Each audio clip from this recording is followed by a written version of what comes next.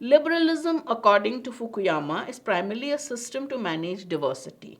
Its foundation idea is tolerance, for which reason Fukuyama places its root in the 17th century at the end of the early modern European wars of religion. First part, he says liberation is based on tolerance. He swiftly moves on to so basically we can understand this has been written about the excerpt is a critique or an analysis of a book on liberalism or an article on liberalism by Fukuyama. He swiftly moves on to individualism, property rights, free trade, leaving the reader to fill in the gaps on what all this has to do with each other. The historical introduction proceeds at such a pace that there's little time for details. From the French Revolution onward, Fukuyama identifies two competitors to liberalism: nationalism and communism. So he talks about liberalism, he talks about history. If the reader also doesn't understand how this happens, then comes the main part. He identifies two competitors to liberalism: nationalism and communism.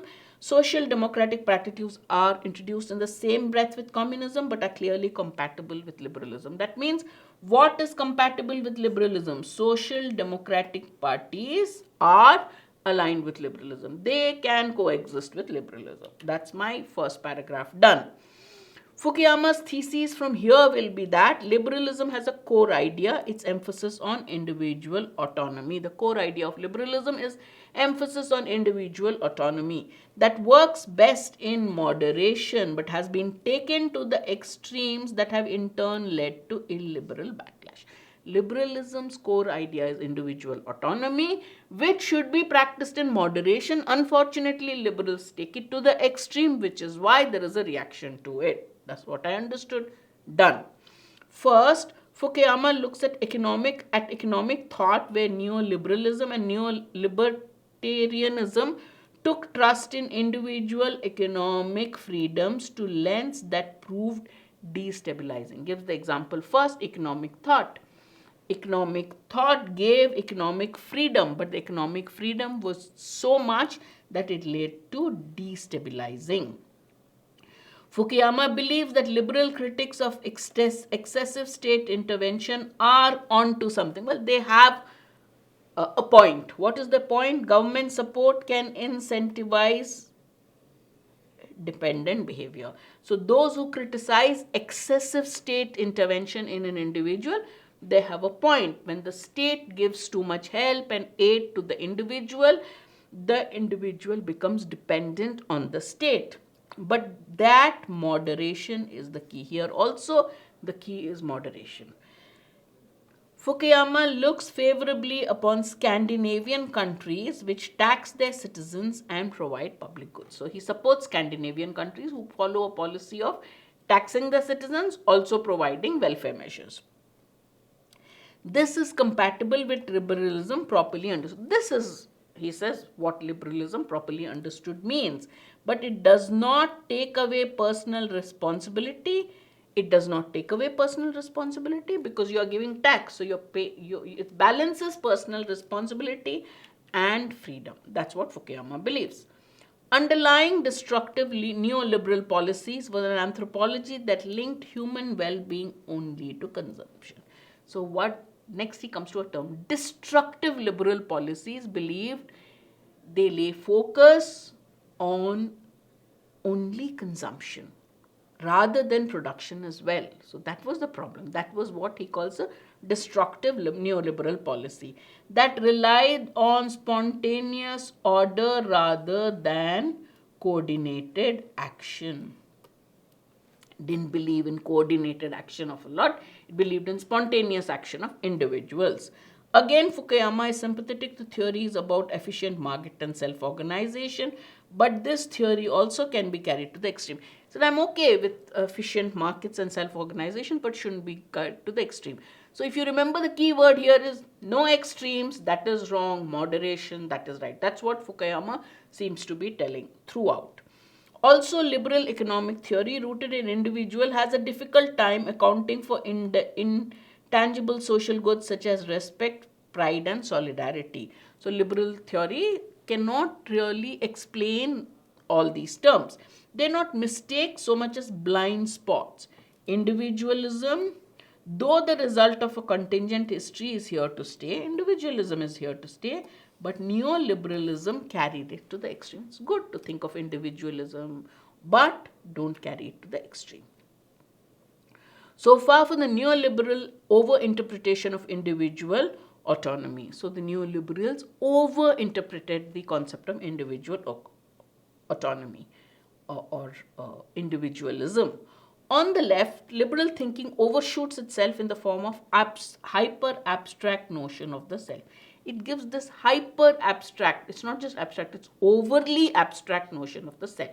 So its idea, its concept or notion of the self is very abstract.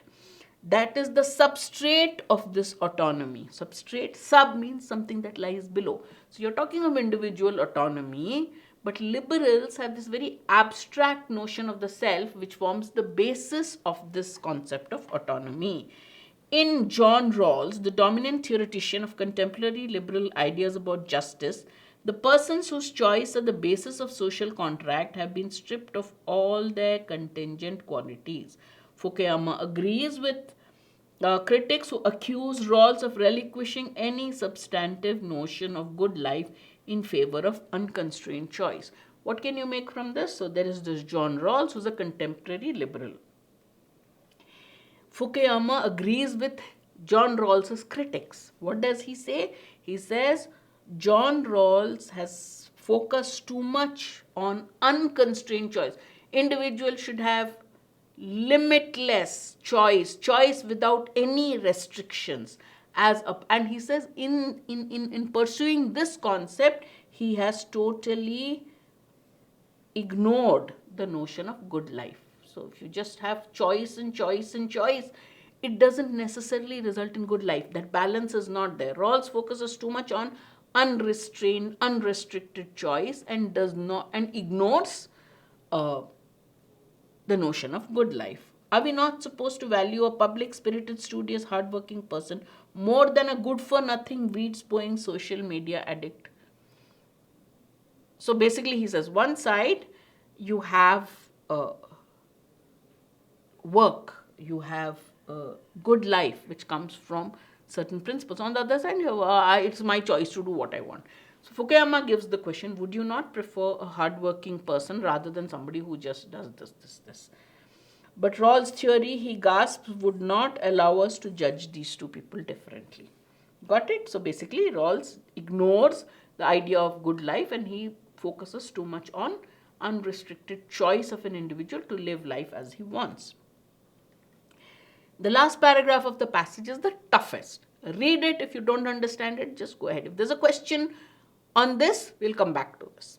Even apart from the suspicious reliance on the subjunctive, it seems to me that we have entered the realm of philosophical fiction here. Subjunctive means hypothesis. So he says, forget hypothesis, we've gone into another region, the region of philosophical fiction. Suppose these conclusions can be somehow shown to follow from Rawls' setup, the veil of ignorance apparently preventing those in original position from recognizing with Fukuyama that this is the only thing that you need to know. The complete absence of deserved praise or blame is unsustainable. You cannot have a society where there is a complete absence of praise or blame. Cannot have it. There is no serious case that such ideas have been translated to a significant extent into political views or policy choices in liberal societies.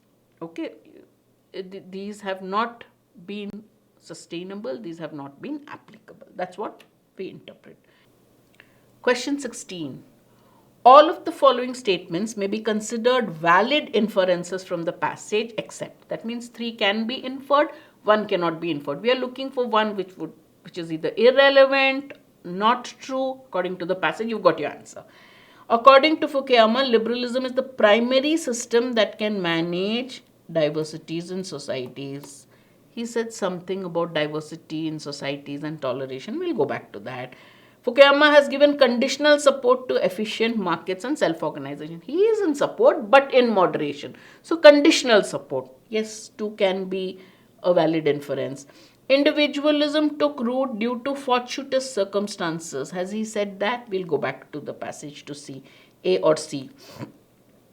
Liberalism measures well-being only from the consumption and not from production. Yes, he says liberalism basis seems to be about individual autonomy and seems to be focused entirely on consumption, not on production. So B and D we definitely know can be inferred. Now let's look at individualism. Can we infer that it took root due to fortuitous means by chance, due to accidental circumstances, or was it planned? Did he mention anything about that? See, we have to find out. And we'll see if Fukuyama said liberalism is the primary system that can manage diversity in societies. Let's go back. Diversity in societies and liberalism has been given right at the beginning. First paragraph. Let's see.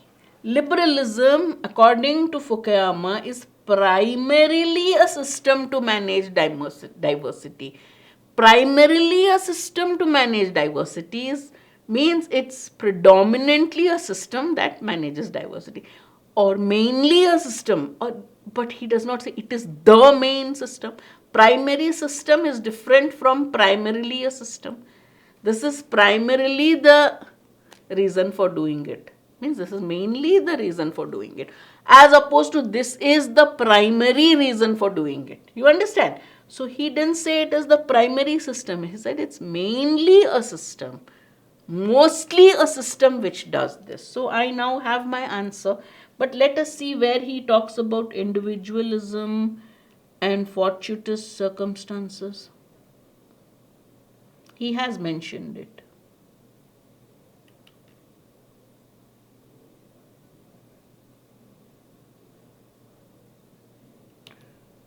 He has mentioned it somewhere that individualism started